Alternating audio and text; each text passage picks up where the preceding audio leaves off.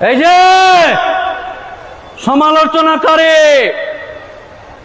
আমার জাত এখনো বাপ বেটা একসাথে মদ খায় না। যদি এই দোকানে চায়ের দোকানে দেখে যে আমার চাচাজি বাবাজি মুরব্বী আসছে, দৌড়া দৌড়া দৌড়া দৌড়া এই চাচাজি চলেছে, অতএব চাচাজি বাবাজি আপনাদের কাছে আল্লাহর তরফ থেকে অফার এসছে, অফার।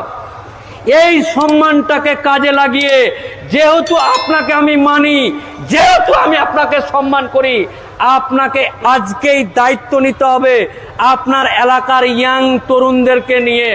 এই দেখতো, টিভিটা খোল, ফেসবুকটা খোল, ইউটিউবটা খোল, আমার জাতের কি অবস্থা আছে শোনা শোনা।